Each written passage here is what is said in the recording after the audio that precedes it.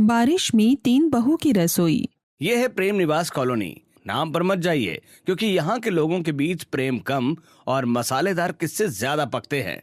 और पता है यहाँ की सबसे मशहूर चीज क्या है? यहाँ रहने वाली 3 बहुएं, और उनसे भी ज्यादा मशहूर है उन तीनों बहुओं की रसोई। चलिए देखते हैं कि आज बाहर बरसती इस तेज बारिश के बीच उनकी रसोई में क्या पक रहा है। कोई स्वादिष्ट खाना या फिर कोई नया हंगामा। उफ, कितनी प्यारी बारिश हो रही है। मुझे तो बस अब रिलैक्स करना है। बाहर तेज बारिश हो रही थी। ईशा अपने कमरे की बड़ी सी कांच की खिड़की के पास खड़ी थी। वो कॉफी का मग लिए बारिश का मजा ले रही थी। तभी पुष्पा ईशा के कमरे में आती है। बहू, देख रही हो बाहर बारिश हो रही है। एक काम कर, हमारे लिए कुछ चटपटा सा बना दे ताकि मौसम का मजा दोगुना हो जाए। हाँ बहू, तुम्हारी सास बिल्कुल सही कह रही है। इस बारिश को देखकर मन कर रहा है कुछ गर्मा गर्म पकौड़े और चाय मिल जाए तो मजा ही आ जाए। अगर आप लोग यही चाहते हैं तो ठीक है, मैं कुछ बना देती हूँ। इतना कहकर ईशा रसोई की तरफ जाने लगती है। तभी निखिल ऑफिस से वापस आता है। वो बारिश में थोड़ा भीग गया था और अपने कोट को झटक रहा था। अरे वाह, अगर ईशा बढ़िया से पकौड़े बना दे तो मैं भी 2-4 खा ही लूंगा। बहू, तू पकौड़े बना दे। बारिश में पकौड़े से अच्छा कुछ और हो ही नहीं सकता। वैसे मैं नौकरों को बोल देती, लेकिन तूने तो उन्हें खाना बनाने की ड्यूटी से हटा रखा है। ईशा अपने मॉड्यूलर इटालियन मार्बल से बने किचन में जाती है। किचन में oven, microwave, double door fridge और सारे इलेक्ट्रॉनिक गैजेट्स मौजूद थे। अब इनके लिए इतना ऑयली पकौड़े कौन बनाएगा? इससे तो तबीयत ही खराब होती है। उससे अच्छा है कि मैंने कुछ हेल्दी ही खिला दूं। ईशा फ्रिज से दूध निकालती है, ओट्स और मूसली का पैकेट फाड़ती है। एक तरफ वो दूध और मूसली तैयार करती है और दूसरी तरफ टोफू को रोस्ट करने लगती है। ये टोफू तो घर वालों को पक्का पसंद आएगा। ये सोचकर ईशा डाइनिंग टेबल पर खाना परोसती है। सभी लोग पकौड़े खाने के लिए टेबल पर बैठते हैं, लेकिन कटोरी में दूध, मूसली और रोस्ट हुआ टोफू देखकर सबके चेहरे लटक जाते हैं। ये क्या बना दिया बहू तूने? यार ईशा, ये क्या है? इस खाने को देखकर ही खाने का मन नहीं कर रहा है। ये दूध और चिवड़ा कौन खाता है इस मौसम में? क्या मैं कोई घोड़ा हूँ जो ये सूखा चारा खाऊं? मुझे तो चटपटे पकौड़े चाहिए थे। निखिल की बात सुनकर पाखी जोर से हंसने लगती है। भैया, अब आप घोड़े हैं या नहीं ये तो मुझे पता नहीं, लेकिन ये खाना देखकर तो लग रहा है कि भाभी ने आपको डाइट पर रखा है। निखिल, आपको मोस्टली चिड़वा लग रहा है। आपको पता भी है ये खाना कितना हेल्दी है। आप लोगों को बाहर का उल्टा सीधा ऑयली खाना है, जिससे हेल्थ खराब होती है। मैंने जो दिया है वही खाना पड़ेगा। चुपचाप खाइए। सब बेमन से उस बेस्वाद हेल्दी खाने को खाने लगते हैं।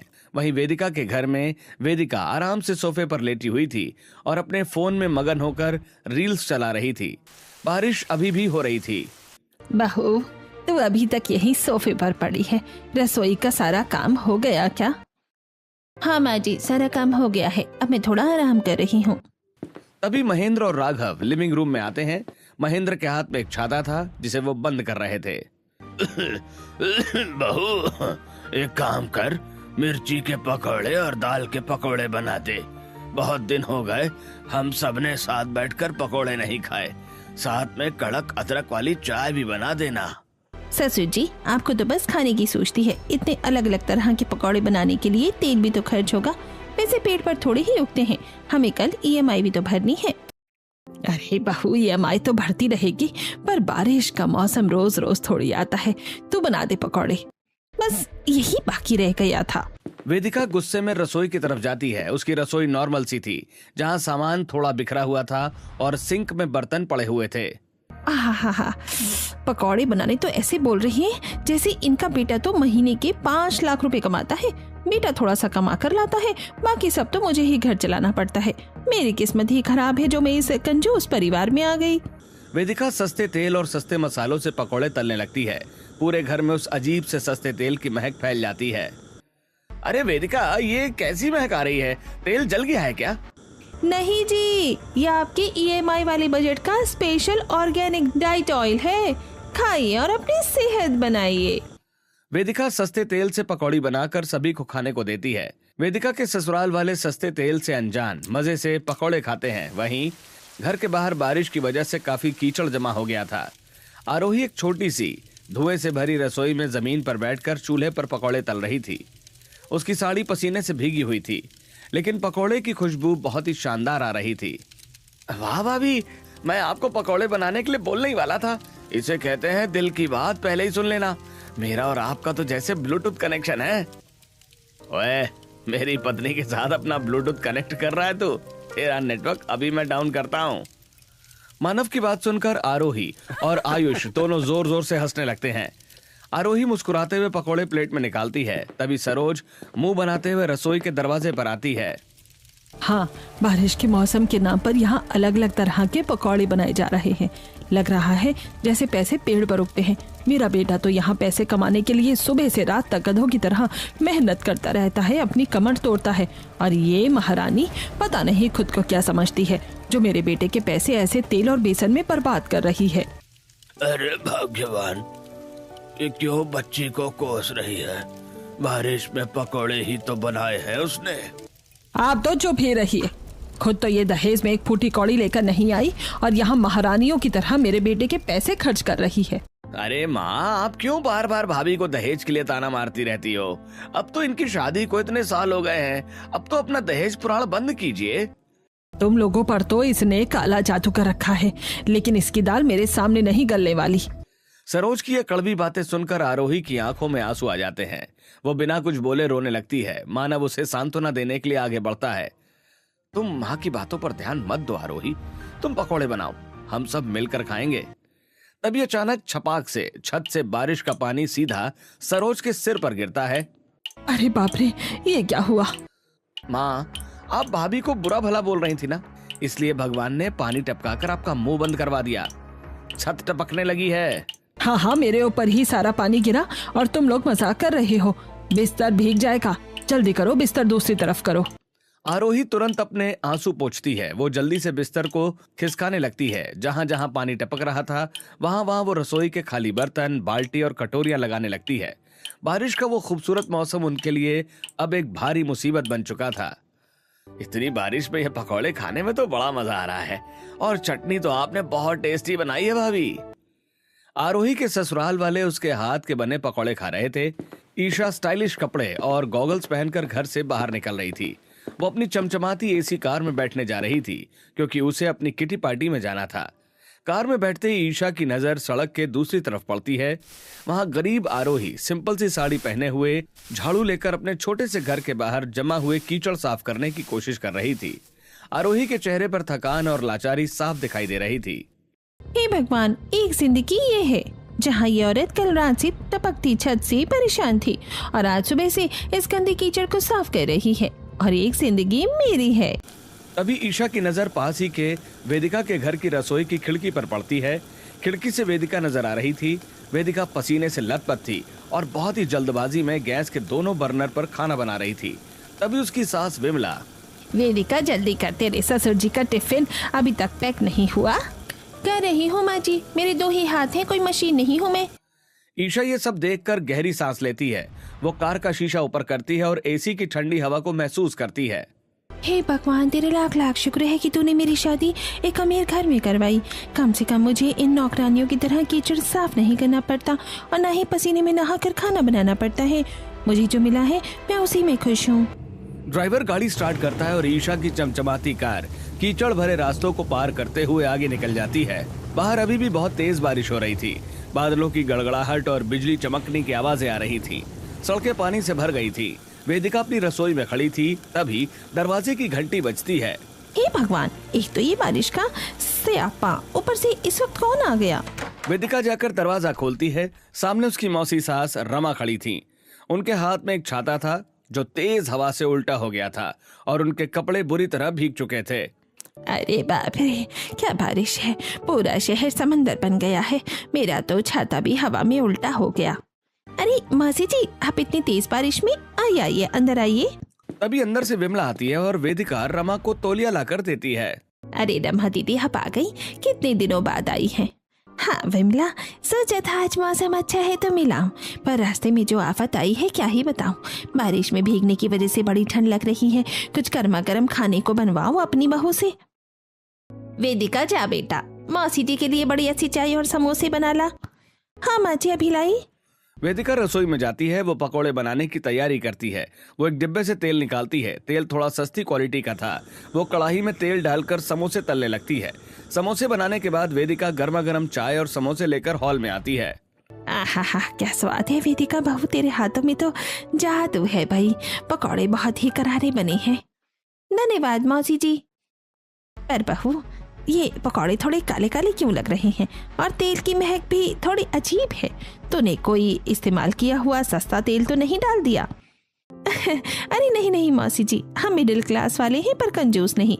ये सस्ता या इस्तेमाल किया हुआ तेल नहीं है, ये एकदम नया तेल है। बस थोड़ा नॉर्मल ब्रांड का तेल है। महंगाई इतनी है कि वो टीवी वाले महंगे तेल हमारे बजट में नहीं आते, लेकिन स्वाद में कोई कमी नहीं मिलेगी आपको।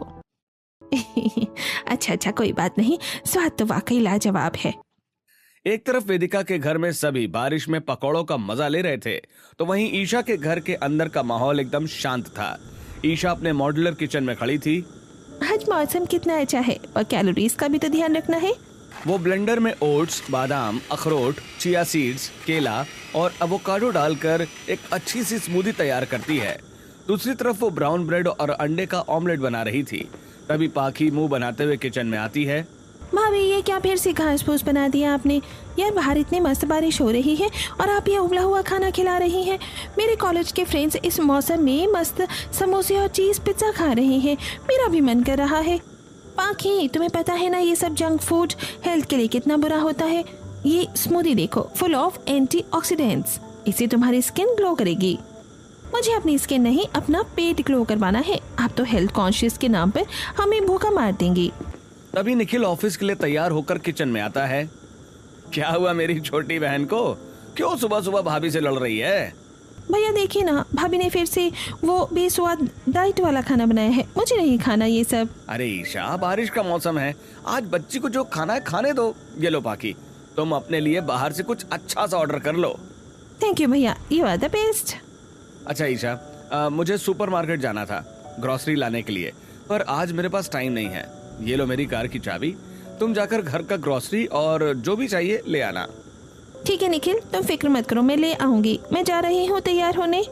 ईशा शॉपिंग जाने के लिए अपने कमरे में चली जाती है तैयार होने। वहीं आरोही के घर पर छत से एक दो जगह से बारिश का पानी टपक रहा था, जिसके नीचे बाल्टी और बर्तन रखे हुए थे जिनमें टप टप पानी गिर रहा था। आरोही चूल्हे पर रोटियां और सोयाबीन की सब्जी बना रही थी। हे भगवान, ये बारिश भी ना घर के अंदर तक आफत ले आती है। तभी उसका पिता मानव काम पर जाने के लिए तैयार होकर आता है। वाह आरोही, आज सुबह सुबह क्या खुशबू आ रही है। तुमने सोयाबीन की सब्जी बनाई है क्या? हाँ जी, आपको पसंद है ना, मैंने सोचा बारिश में आपको कुछ अच्छा बनाकर खिलाऊं। तुम हमेशा मेरी पसंद का ध्यान रखती हो। एक काम करो, मेरा लंच भी पैक कर दो। बाहर का खाना वैसे भी महंगा पड़ता है। जी मैं अभी पैक कर देती हूँ। मानव अपनी जेब से थोड़े से पैसे निकालता है जो थोड़े मुड़े तुड़े हुए थे। आरोही, घर में राशन खत्म हो गया है ना, ये थोड़े से पैसे हैं। आज सुपरमार्केट जाकर जो भी जरूरी सामान हो ले आना। अपना भी ध्यान रखना बारिश में। आप फिक्र मत कीजिए, मैं सब ले आऊंगी। आप काम पर ध्यान से जाइएगा। मानव अपने काम पर चला जाता है। बाहर बहुत तेज बारिश हो रही थी, हवा के झोंके चल रहे थे। ईशा अपनी शानदार बड़ी कार में सुपरमार्केट आती है। उसका ड्राइवर बाहर निकलता है और ईशा के ऊपर एक बड़ा सा छाता लगाने लगता है ताकि वो भीगे नहीं। ईशा बड़े आराम से कार से उतरती है। हम अमीरों की तो बात ही अलग होती है, बारिश क्या हमें तो कुछ भी परेशान नहीं कर सकता। ईशा ये सब सोची रही थी। उसी समय वेदिका अपने पति की पुरानी स्कूटी से वहां पहुंचती है। उसने रेनकोट पहना हुआ था और साथ में छाता लिया था, लेकिन फिर भी वो काफी भीग चुकी थी। वो स्कूटी पार्क करने की कोशिश कर रही थी, तभी हवा के एक तेज झोंके से उसका छाता उल्टा हो जाता है। अरे इस छाते को भी अभी धोखा देना था, ऐसे तो हम भीग जाएंगे। ईशा पास से गुजरते हुए वेदिका को देखती है। वेदिका को देखकर ईशा की हंसी छूट जाती है। ओहो, संभल कर, कहीं आप इस छाते के साथ उड़ न जाए। मिडिल क्लास लोगों की यही प्रॉब्लम है, चीजें पुरानी हो जाती हैं फिर भी वो बदलना नहीं चाहते। एक्सक्यूज मी, आप अपने काम से मतलब रखिए, है ना। हम मिडिल क्लास वाले अपनी चीज़ों की कदर करते हैं। आपकी तरह हर रोज़ नई गाड़ियाँ नहीं बदलती, और ये बारिश है अमीर गरीब देखकर नहीं बरसती। रिलैक्स, मैं तो बस आपकी मदद करना चाह रही थी। Anyway, enjoy your struggle. Isha इतना बोलकर अंदर चली जाती है। वेदिका गुस्से में बड़बड़ाते हुए अपने कपड़ों से पानी झाड़ती है और अंदर जाती है। पीछे से आरोही छाता लेकर सुपरमार्केट पहुंचती है। वो पूरी तरह से भीग चुकी थी और अपने पैसे गिनती है और सुपरमार्केट के अंदर जाती है। सुपरमार्केट के अंदर काफी भीड़ है क्योंकि बारिश की वजह से लोग बाहर नहीं जा पा रहे थे। सारा सामान तो ले लिया मैंने, लेकिन तेल लेना बाकी है। सबसे पहले वही ले लेती हूँ, भूल गई तो प्रॉब्लम हो जाएगी। घर में तेल खत्म हो गया है। वेदिका राशन के सेक्शन में जाती है। वो एक 5 लीटर का सस्ता सोयाबीन ऑयल का डब्बा उठाती है और ट्रॉली में रखती है। तभी ईशा वहां आ जाती है। उसकी ट्रॉली में ऑलिव ऑयल, एवोकाडो और महंगे विदेशी फल रखे थे। ओह माय गॉड, आप ये वाला तेल यूज करती हैं? आपको पता है ये कितना अनहेल्दी होता है? इसमें कोलेस्ट्रॉल भर भर के होता है। क्या आप अपने परिवार को यही खिलाती हैं? अरे डाइट की अम्मा, आप अपनी ये डाइट की रट अपने पास ही रखिए। आप लोग घास फूस खाकर जीते हो। हमारे घर में तो सबको चटपटा और मसालेदार खाना पसंद है, और ये तेल अनहेल्दी नहीं है, बस आपके उस विदेशी तेल जितना महंगा नहीं है। पास खड़ी 2 औरतें गॉसिप कर रही थी। देख बहन कैसे लड़ रही हैं दोनों। हाँ एकदम बेइंसाफ लग रही है, और दूसरी पक्की ठेठ बहू। फाइन, जैसी आपकी मर्जी। दोनों आगे बढ़ती हैं और टॉयलेटरीज सेक्शन में पहुंचती हैं। वहां शेल्फ पर टूथपेस्ट का सिर्फ एक ही डब्बा बचा था। ईशा और वेदिका दोनों एक साथ उस टूथपेस्ट की तरफ हाथ बढ़ाती हैं और दोनों के हाथ उस डब्बे पर पड़ते हैं। एक्सक्यूज मी, मैंने इसे पहले देखा था। देखा होगा आपने, पर हाथ मेरा पहले पड़ा है। ये मुझे चाहिए। आपको तमीज नहीं है क्या? छोड़िए इसे। अरे तमीज तो आपको नहीं है, अमीर है तो क्या सुपरमार्केट खरीद लेंगी? दोनों उस डब्बे को लेकर बच्चों की तरह छीना झपटी कर रही हैं। तभी पीछे से आरोही आती है। वो दोनों को लड़ता हुआ देखती है। वो चुपचाप आती है। दोनों के बीच से वो टूथपेस्ट का डब्बा आराम से निकाल लेती है। आप दोनों को लड़ने में अभी टाइम लगेगा, तब तक मैं ये ले जाती हूँ। वैसे भी मेरे घर में पेस्ट खत्म हो गया था। ईशा और वेदिका दोनों हैरान होकर आरोही को देखती रह जाती हैं। सुपरमार्केट का मैनेजर वहां भागता हुआ आता है। मैम प्लीज यहाँ हंगामा मत कीजिए, मैं गोडाउन से और पेस्ट मंगवा देता हूँ। तीनों बहुएं अपना अपना सामान लेकर अलग अलग बिलिंग काउंटर्स पर जाती हैं और घर के लिए निकलती हैं। बारिश अब एक भयंकर तूफान का रूप ले चुकी थी। सड़कों में पानी जम गया था। आरोही पैदल घर के लिए निकलती है। उसका छाता हवा में टूट चुका था। वो पूरी तरह से भीग चुकी थी और राशन का थैला छाती से चिपकाए हुए थी ताकि सामान खराब ना हो। अभी तो ये आरोही सबके सामने बड़ी हीरोइन बन रही थी, और अब देखो बारिश में भीगती हुई घर जा रही है। इस आरोही से तो वो वेदिका बेटर है। कम से कम उसने घर जाने के लिए रिक्शा तो लिया, लेकिन इसे तो वो भी नहीं होता है। वेदिका एक रिक्शे में आती है। रिक्शा पानी में बहुत धीरे धीरे चल रहा था। वो बहुत बुरी तरह से भीग गई थी। जैसे ही वेदिका घर पहुंचती है, विमला दरवाजे पर खड़ी थी। आ गई महारानी, ये क्या हाल बना रखा है? और ये रिक्शे वाले को 50 रुपए क्यों दे दिए? थोड़ा पैदल चलकर आ जाती तो क्या घिस जाता। पैसे क्या पेड़ पर उगते हैं? माँ जी बाहर घुटनों तक पानी भरा है, मैं पैदल कैसे आती? राशन भी तो था। बस कर, चुप कर, तू बहाने बनाना जानती है। जा जाकर कपड़े बदल और खाना बना। ईशा अपनी बड़ी सी कांच की खिड़की से कॉफी का कप पकड़ते हुए वेदिका को डांट खाते हुए देखती है। I think middle class life सच में कितनी कॉम्प्लिकेटेड होती है। वहीं आरोही अपनी छोटी सी खिड़की से ये सब देखती है और गहरी सांस लेती है। जिंदगी सबकी अलग है, पर तकलीफें हर घर में हैं। शाम हो गई थी। सड़क में भरा पानी आरोही के घर के अंदर आने लगा था। आरोही जल्दी जल्दी रसोई में जाती है। अरे ओ आरोही, जल्दी खाना बना ले। पानी घर के अंदर आ रहा है और किसी भी वक्त बिजली जा सकती है। जी माँ जी, बस रोटियां सेक रही हूँ। तभी एक जोर की बिजली चमकती है और पूरे इलाके की बत्ती गुल हो जाती है। घर में अंधेरा छा जाता है। लो हो गया सत्यानाश। कहा था ना जल्दी कर, अब अंधेरे में कैसे खाना बनेगा। ये लड़की तो एक नंबर की आलसी है। अरे माँ, भाभी की क्या गलती है इसमें? बिजली उन्होंने थोड़ी ना काटी है। बारिश ही इतनी तेज है, मैं मोमबत्ती लाता हूँ। आरोही किसी तरह टटोल कर एक लालटेन जलाती है। घर में पानी भर गया था। वो मग से रसोई की तरफ का पानी बाहर फेंकती है और लालटेन की धीमी रोशनी में वो तवे पर रोटी डालती है। ये बहू इतनी भी बुरी नहीं है। बारिश में बिजली जाने के बाद भी हमारे लिए खाना बना रही है। आरोही के अच्छे व्यवहार को देखकर सरोज के मन में उसके लिए जगह बनती है और फिर अचानक अपने घर के हालात को देखती है और गुस्सा हो जाती है। मैं भी क्या क्या सोच रही हूँ। आरोही अच्छी भी है तो क्या करूँ मैं इससे? मेरे घर की परेशानी तो दूर नहीं हो रही है ना। सरोज चारपाई पर बैठकर ये सब सोच रही थी, तभी अचानक अंधेरे और हड़बड़ी की वजह से उसका हाथ गर्मा गर्म तवे पर जाता है। आउच! मानव तुरंत भागकर रसोई में आता है। क्या हुआ आरोही, हाथ जल गया क्या? तुम ये सब क्यों कर रही हो अकेले? अरे कोई पहाड़ नहीं टूट पड़ा, औरत है, रसोई में हाथ जलना कोई बड़ी बात नहीं है। नाटक मत कर। वैसे भी तू दहेज के नाम पर कुछ लेकर नहीं आई है। अगर कुछ नहीं तो कम से कम पलंग लेकर आती तो हम लोगों को बारिश में दिक्कत तो नहीं होती। मानव आरोही के हाथ पर पानी डालता है। आरोही दर्द भूलकर फिर से मुस्कुराती है और सबको चने की सब्जी और रोटी परोसती है। सभी खाना खाते हैं। फिर मानव आरोही के पास आता है। ये लो आरोही, सावन की हरी चूड़ियां। मुझे पता है तुम्हें इनका बहुत शौक है। ये तो बहुत सुंदर है जी। सावन में इन्हें पहनकर मन एकदम खुश हो गया। वहीं ईशा के घर पर निखिल ऑफिस से लौटता है और ईशा के लिए एक बहुत ही सुंदर डब्बे में हरी चूड़ियां लेकर आता है। ईशा देखो, सावन चल रहा है ना, मैं तुम्हारे लिए हरी चूड़ियां लाया हूँ, पहन कर दिखाओ। ओहो निखिल, ये क्या ले आए तुम? ये हरी चूड़ियां गंवार लोग पहनते हैं। मैं तो मॉडर्न हूँ, मैं अपने फैंसी कपड़ों के साथ ये सब नहीं पहन सकती। मुझे लगा था तुम्हें अच्छा लगेगा। खैर कोई बात नहीं। निखिल मायूस होकर अपने कमरे में चला जाता है। वेदिका के घर में अलग हंगामा चल रहा था। वेदिका सोफे पर बैठी थी और अपने पति राघव से बातें कर रही थी। सुनिए जी, सावन आ गया है, मुझे हरी चूड़ियां और हरे कपड़े पहनने का बहुत मन है। आप मुझे पैसे दे दीजिए ना। अरे वेदिका, अभी तो मेरे पास बिल्कुल पैसे नहीं है। महीने का आखिर चल रहा है, इस बार सावन ऐसे निकाल लो। अच्छा पैसे नहीं है, मैं भी अपने शौक पूरे करने के लिए किसी के आगे हाथ नहीं फैलाऊंगी। मैंने सस्ता राशन लाकर जो पैसे बचाए हैं, अब उसी से अपने लिए हरी चूड़ियां खरीदूंगी। आरोही, तूने ये क्या पहना है? इतने बड़े घर में कीर्तन था, कोई ढंग के कपड़े तो पहन कर आती। ये साड़ी तो बिल्कुल सिंपल है। इस आरोही की तो आदत है हमेशा बहन जी बनकर घूमती रहती है, और ये आदत आज से थोड़ी कॉलेज के दिनों से है। कॉलेज की कैंटीन में ईशा, वेदिका और आरोही तीनों अलग अलग बेंच पर बैठकर खाना खा रही हैं। ईशा के लंच बॉक्स में कस्टर्ड, फ्रूट सलाद, एवोकाडो है। वेदिका पूरी सब्जी लेकर आई है और आरोही रोटी सब्जी खा रही है।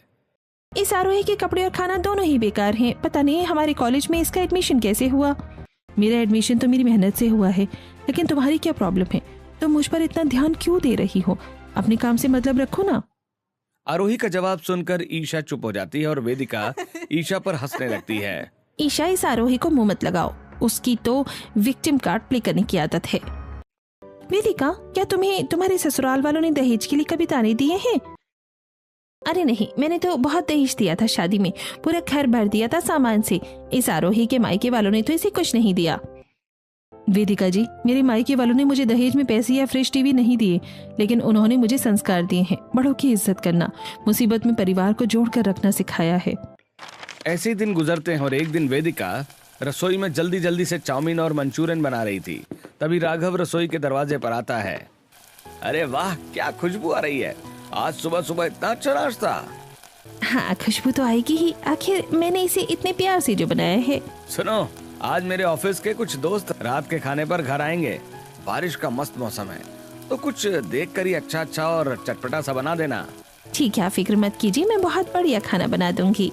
शाम को वेदिका अपने पति के दोस्तों के लिए खाना बना रही थी। वो कढ़ाई चढ़ाती है। पनीर की सब्जी और फ्राइड राइस बनाने के लिए वो देसी घी या किसी अच्छे तेल का इस्तेमाल करने की बजाय फिर से वही सस्ता तेल और सस्ते मसाले इस्तेमाल करती है। बारिश बहुत तेज है, इसी वजह से शायद मेहमान लेट हो गए हैं। काफी देर इंतजार करने के बाद आखिरकार राघव के दोस्त आते हैं। वे सभी भीगे हुए थे। वेदिका खुशी खुशी उन्हें डाइनिंग टेबल पर बैठाती है और खाना परोसती है, लेकिन काफी देर से बने होने और खराब सस्ता तेल के इस्तेमाल की वजह से खाना थोड़ा खराब हो गया था और उसमें एक अजीब सी बदबू आ रही थी। भाई राघव, ये कैसी अजीब सी स्मेल आ रही है खाने से। जैसे ही ऋतिक खाने का पहला निवाला खाने के लिए प्लेट के पास मुंह ले जाता है, वे सब रुक जाते हैं। राघव खुद भी खाने को सूंघता है और उसका चेहरा उतर जाता है। खाने से वाकई सड़े हुए तेल की बहुत बदबू आ रही थी। भाई, तेरे घर में खाना खिलाने की औकात नहीं है तो क्यों बुलाया हमें?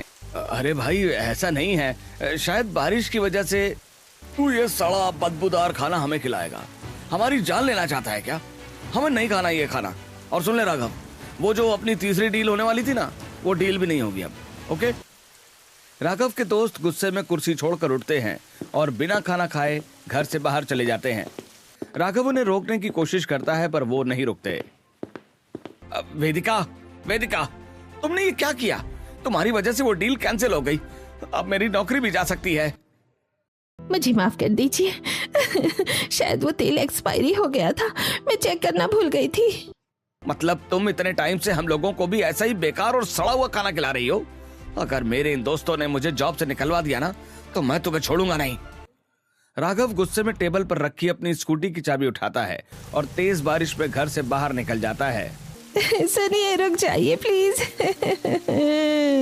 लेकिन राघव स्कूटी लेकर जा चुका था। वेदिका बारिश में खड़ी होकर फूट फूट कर रोने लगती है। तभी वहां से गरीब बहू आरोही एक थैले में कुछ सामान लेकर गुजर रही होती है। वो वेदिका को इतनी रात में बारिश में रोता हुआ देखकर रुक जाती है। क्या बात है वेदिका जी, आप इतने परेशान क्यों हैं और इस बारिश में रो क्यों रही हैं? वेदिका रोते रोते आरोही को पूरी बात बताती है। अरे वेदिका जी, आपने बहुत बड़ी गलती कर दी, आपको ऐसा बिल्कुल नहीं करना चाहिए था। वेदिका अपनी गलती पर पछताते हुए सिर झुका लेती है।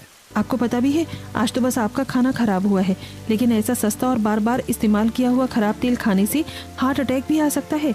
सेहत से बड़ा कोई पैसा नहीं होता वेदिका जी। तुम बिल्कुल सही कह रही हो आरोही। थोड़े से पैसे बचाने के चक्कर में मैंने अपने ही परिवार की सेहत और अपने पति की इज्जत के साथ खिलवाड़ किया। मुझसे बहुत बड़ी गलती हो गई। आरोही प्यार से वेदिका के कंधे पर हाथ रखती है और उसे शांत कराकर घर के अंदर ले आती है। वेदिका और आरोही की दोस्ती हो जाती है। ऐसे ही दिन गुजरते हैं। संडे का दिन था। ईशा ने बहुत मेहनत से अपनी फैंसी रसोई में ग्रिल्ड फिश, बॉइल्ड चिकन और एवोकाडो सैंडविच बनाया था। वो बड़े चाव से सब डाइनिंग टेबल पर सजाती है। मामी, संडे के दिन भी आपने ये अस्पताल वाला खाना बना दिया। मैं नहीं खा रही ये सब। हाँ बहू, आज छुट्टी का दिन है। कुछ अच्छा और मसालेदार खाने का मन था। ये उबला हुआ खाना तो गले से नीचे नहीं उतरेगा। तुम लोग बैठो, मैं खुद जाकर रसोई में खाना बनाती हूँ। पुष्पा रसोई में जाती है और अपने हाथों से गर्मा गर्म कड़ी चावल और राजमा चावल बनाती है। थोड़ी देर में पूरा परिवार मजे से उंगलियां चाट चाट कर कड़ी चावल खाते हैं। ईशा उदास होकर एक कोने में बैठी अपना सैलेड खा रही थी। बहू, अब से तुझे हमारे लिए खाना बनाने की जरूरत नहीं है, अब नौकर ही घर में खाना बनाएंगे। पुष्पा की बात सुनकर ईशा को बुरा लगता है। ईशा के ससुराल वाले उसके हाथ का बना हेल्दी खाना खाना बंद कर देते हैं, जिससे ईशा काफी उदास हो जाती है। एक दिन वो शाम को पार्क में बैठी थी, तभी आरोही और वेदिका दोनों सामान लेकर पार्क से गुजरती हैं। ईशा को दुखी देखकर, क्या बात है ईशा जी, आप परेशान लग रही हैं? क्या बताऊं आरोही, मैं अपने परिवार की सेहत के लिए इतनी मेहनत से डाइट का खाना बनाती हूँ, पर उन्हें मेरे हाथ का खाना नहीं खाना है। मेरी कोई कदर ही नहीं है। ईशा जी, आप जब देखो डाइट के नाम पर सबको उबला हुआ और हेल्दी खाना खिलाने की कोशिश करती हैं, लेकिन हेल्दी खाने का मतलब ये थोड़ी ही होता है कि उसमें चटपटापन ना हो। मतलब ये कि परिवार को स्वाद चाहिए। आप पौष्टिक चीज़ें ही बनाइए, पर उनमें थोड़ा अच्छे से देसी मसाले, थोड़ा सा चटपटापन डालिए। फिर देखिए, वो आपके हेल्दी खाना भी उंगलियां चाट कर खाएंगे। स्वाद और सेहत दोनों जरूरी है ईशा जी। ईशा के चेहरे पर एक चमक आ जाती है। उसे अपनी गलती समझ आ जाती है। आरोही, तुमने मेरी आंखें खोल दी। तुमने मेरी बहुत बड़ी मदद की है। मैंने हमेशा तुम्हारा मजाक उड़ाया, तुम्हें नीचा दिखाया, फिर भी तुमने मुझे इतनी अच्छी सलाह दी। क्या तुम मेरी दोस्त बन सकती हो? हाँ, क्यों नहीं ईशा जी। तीनों बहू अपने घर जाती हैं। ईशा अपनी रसोई में जाती है, पर आज वो उबला खाना नहीं बल्कि मल्टीग्रेन आटे में चुकंदर और पालक मिलाकर रंग बिरंगी पौष्टिक और मजेदार रोटियां बना रही थी। साथ में तीखी हरी चटनी और मसालेदार पनीर की सब्जी बनाती है। जब वो ये खाना टेबल पर लगाती है, वाह बहू, आज तो खाने में मजा आ गया। ईशा मुस्कुराती है और मनी मन आरोही को धन्यवाद देती है। एक तरफ ईशा के घर में सब कुछ ठीक हो गया, तो वहीं आरोही के घर में उसकी सास की तबीयत बहुत खराब हो गई थी। डॉक्टर आकर उन्हें चेक करते हैं। आपकी सास की हालत काफी सीरियस है। इनका शुगर बहुत ज्यादा बढ़ गया है। आपको इनका अच्छे से ख्याल रखना होगा और अच्छा खाना खिलाना होगा। आरोही डॉक्टर की बात मानकर अपनी सास की बहुत अच्छे से सेवा करती है। उन्हें अच्छा अच्छा खाना बनाकर देती है। सरोज जी, आपकी बहू आरोही ने आपकी जान बचाई है। उन्होंने आपको जो पौष्टिक खाना खिलाया है, उसी वजह से आपका शुगर इतनी जल्दी कंट्रोल हुआ है। डॉक्टर की बात सुनकर सरोज की आंखों से आंसू बहने लगते हैं। वो आरोही का हाथ पकड़ लेती है। मुझे माफ कर दे मेरी बच्ची, मैंने हमेशा तुझे दहेज का दाना मारा, पर तूने मेरी जान बचा ली। आज से तू मेरी बहू नहीं, मेरी बेटी है। तीनों बहुओं की जिंदगी में सब कुछ ठीक हो गया था। तीनों अपनी रसोई में खुशी से खाना बनाती हैं और अपने ससुराल वालों को खिलाती हैं। सोमवार के दिन तीनों एक साथ शिवलिंग पर जल चढ़ाती हैं। अब उनके बीच न कोई अमीर है, न गरीब, और ना ही कोई मिडिल क्लास। तीनों एक दूसरे का हाथ पकड़ती हैं और मंदिर से बाहर आती हैं।